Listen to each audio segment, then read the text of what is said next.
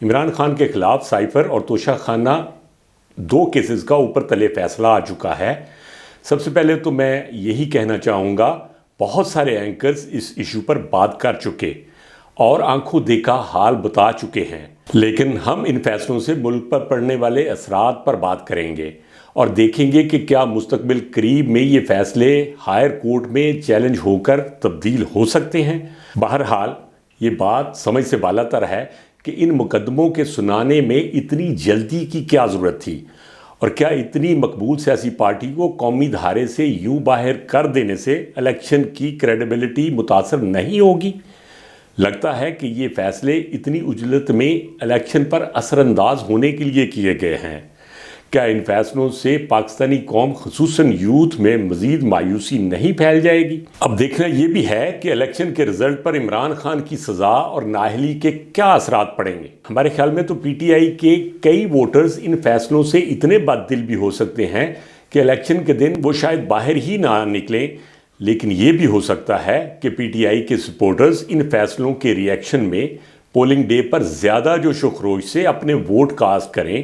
ان فیصلوں کا ایک اور اثر یہ بھی ہو سکتا ہے کہ پی ٹی آئی کے کینڈیڈیٹس جو پہلے ہی اپنی لیڈرشپ سے محروم ہو کر الیکشن کمپین ان آرگنائز طریقے سے چلا رہے تھے، اب وہ مزید مایوس ہو سکتے ہیں۔ ہم یہ بھی کہنا چاہیں گے کہ پی ٹی آئی کی اس تباہی کے ذمہ دار اس کے وہ وکیل صاحبان ہیں جنہوں نے کیسز کو اتنا سیریس ہی نہیں لیا اور نازیبہ زبان سے جج حضرات کو پروووک کیا اور عمران خان کو مس گائیڈ کیا۔ جیسا کہ سب جانتے ہیں، سائفر کیس میں عمران خان اور شاہ محمود قریشی کو 10 سال قید بامشقت کی سزا ہو چکی ہے، اور احتساب عدالت کی جانب سے توشہ خانہ کیس میں بانی پی ٹی آئی اور بشرا بی بی کو 14 سال کی قید بامشقت کی سزا سنائی گئی ہے۔ عمران خان 10 سال کے لیے نااہل بھی ہو چکے ہیں۔ احتساب عدالت نے عمران خان اور بشرا بی بی پر 1 ارب 57 کروڑ اور 40 لاکھ روپے جرمانہ بھی عائد کیا ہے، جس کا نصف عمران خان اور باقی نصف ان کی اہلیہ بشرا بی بی کو ادا کرنا ہے۔ اب ہم دیکھ لیتے ہیں کہ عمران خان سے پہلے بھی مختلف حکمرانوں پر توشہ خانہ سے تحائف لینے کے مقدمات بنے، لیکن ان کیسوں میں سے کسی کو سزا نہ سنائی گئی۔ سوال تو پھر پیدا ہوتا ہے کہ عمران خان کے توشہ خانہ کیس میں اتنی سخت سزا، بھاری جرمانے اور نااہلی کا فیصلہ آخر کیوں کیا گیا؟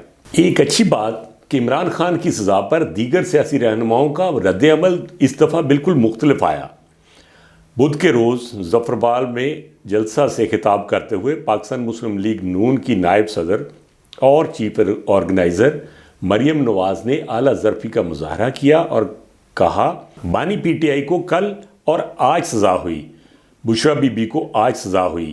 میں بانی پی ٹی آئی کی اہلیہ کی گرفتاری پر خوش نہیں۔ البتہ انہوں نے مزید یہ بھی کہا کہ آج مقافات عمل کے شاہکار چاروں طرف نظر آتے ہیں۔ بدھ ہی کے روز مالاکنڈ کی تحصیل بڑخیلہ میں پیپلز پارٹی کے جلسے میں خطاب کرتے ہوئے بلاول بھٹو زرداری نے بھی سیاسی بلوغت کا مظاہرہ کیا اور کہا کہ ہم جمہوریت پسند ہیں، سابق وزیراعظم کی سزا پر جشن نہیں منا سکتے۔ یہ پولیٹیکل میچورٹی ملک کے لیے خوش آئند ہے۔ شکر کا مقام یہ بھی ہے کہ اس بار عمران خان جیسے سخت سیاسی حریف کو سزا ملنے پر کسی بھی سیاسی پارٹی کے لیڈر یا ورکر کی جانب سے خوشی کا اظہار نہیں کیا گیا اور نہ مٹھائی تقسیم کی گئی ہے۔ اب ہم بات کرتے ہیں میڈیا کے رد عمل پر۔ میڈیا کے لیے یہ ایک متوقع اور پریشان کن فیصلہ ہے، جہاں دیدہ صحافی یہی سمجھ رہے ہیں کہ اس فیصلے کے بعد ملک میں سیاستدان پہلے سے بھی کمزور ہوئے ہیں۔ سابق وزرائے اعظم کو سزائیں ملنے سے جہاں دنیا میں پاکستان کا وقار مجروح ہوتا ہے، وہیں پاکستان کے اندر یہ بیانیہ زور پکڑتا ہے کہ ملک کے سیاستدان شدید کرپٹ ہیں، اور میڈیا بھی اس دفعہ اس طرح ڈیوائیڈڈ نظر نہیں آیا، اور میڈیا کے تمام اینکرز اور صحافیوں کا رویہ بھی اس دفعہ کمپیریٹیولی میچورڈ رہا۔ اب ہم بات عوامی رد عمل کی کرتے ہیں۔ عوام کی جانب سے 2 طرح کی رائے سامنے آ رہی ہے۔ اینٹی پی ٹی آئی لوگ اس فیصلہ کو بالکل صحیح اور مکمل قانونی بنیاد پر کیا گیا فیصلہ مان رہے ہیں۔ دوسری طرف پی ٹی آئی لورز کے مطابق یہ بالکل غلط فیصلہ ہے اور قانونی نہیں بلکہ سیاسی بنیادوں پر کیا گیا ہے۔ اب ہم دیکھ لیتے ہیں پی ٹی آئی کے وکلاء کا رد عمل۔ ان کا رد عمل میں نہ مانوں کے مصداق ہے۔ پی ٹی آئی کے وکلاء کا دعویٰ اب بھی یہی ہے کہ سائفر کیس میں بانی پی ٹی آئی کی سزا 15 دن میں معطل ہو سکتی ہے، مگر دیگر قانونی ماہرین کے مطابق ایسا بیان صرف پی ٹی آئی کے سپورٹرز کو جھوٹی تسلی دینے کی ایک بات ہے اور کچھ بھی نہیں۔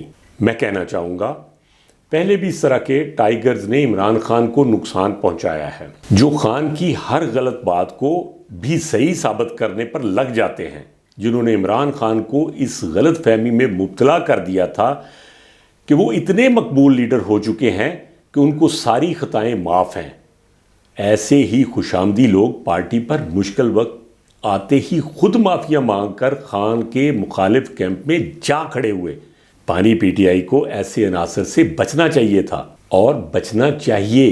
اب تو یہ لگتا ہے کہ عمران خان کی سزاؤں کے فوری ختم ہونے کا کوئی امکان نہیں، مگر خان کی سزاؤں کے حوالے سے ایک سوال ضرور اٹھتا ہے، کیا سائفر کیس میں عمران خان اور شاہ محمود قریشی اور توشہ خانہ کے کیس میں عمران اور بشرا بی بی کے جرم کی نوعیت عین ایک سی تھی؟ کیا وہ برابر کے ذمہ دار تھے؟ پھر ایک کیس میں عمران خان اور قریشی کو اور دوسرے کیس میں عمران اور ان کی اہلیہ کو برابر سزائیں کیوں سنائی گئیں؟ سوال یہ بھی ہے کہ بشرا بی بی ایک ہاؤس وائف ہیں جن کے پاس کوئی سرکاری عہدہ نہ تھا، اور وہ اس جرم میں برابر کی شریک کیسے ہو سکتی ہیں؟ ایک عجیب سچویشن یہ بھی بنی ہے کہ بنی گالہ رہائش گاہ کو سب جیل ڈکلیئر کر دیا گیا ہے اور بشرا بی بی کو وہیں رکھا جائے گا، تو ملک میں یہ چہمگوئیاں بھی ہو رہی ہیں کہ کیا بشرا بی بی نے کوئی ڈیل کر لی ہے؟ یہ سوالات تو اپنی جگہ، مگر اہم بات یہ ہے کہ ان فیصلوں سے پی ٹی آئی کو الیکشن میں اگر شدید نقصان سہنا پڑتا ہے اور پی ٹی آئی نتائج کو تسلیم نہیں کرتی، تو پھر منتخب ہو کر آنے والی حکومت کی کریڈیبلٹی پر سوالیہ نشان تو ہوگا، اور اس طرح کیا پاکستان ترقی کے مطلوبہ اہداف کو آسانی سے حاصل کر سکے گا؟